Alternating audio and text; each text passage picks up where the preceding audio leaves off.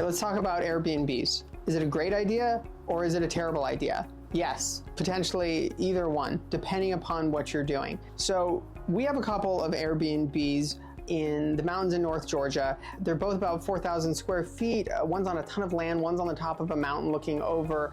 They're fantastic. So even though Airbnbs are not doing nearly as good as they used to, we're gonna be fine because we specifically went out and bought amazing properties. And we're real estate investors, which means we know how long this takes. We've had them for a few years and they're not making any money yet.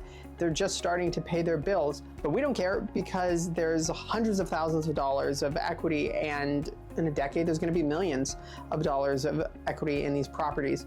Unfortunately though, a lot of people took the path of least resistance. They bought a crappy home in an okay neighborhood because it was technically allowable to do an Airbnb. And now because COVID is over and people can go back to hotels, they're not renting it out 80% of the time anymore. It's 30%. And that's not gonna work. There's some basic principles in here, business principles about path of least resistance.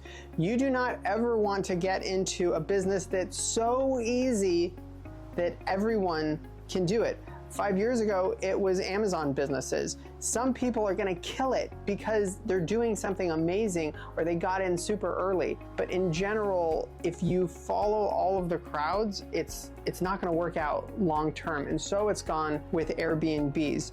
Now, one of the properties that we own, our family actually spends time there. Actually, a friend of the family is actually having a wedding there this week. This is like very meaningful life things that are accomplished. These are bucket list things that we have, and all the kids ride around on their dirt bikes on the land because it's 30 acres. It's amazing. But we are not delusional about it. I know people who went out and bought a dozen Airbnbs and it was supposed to be their job.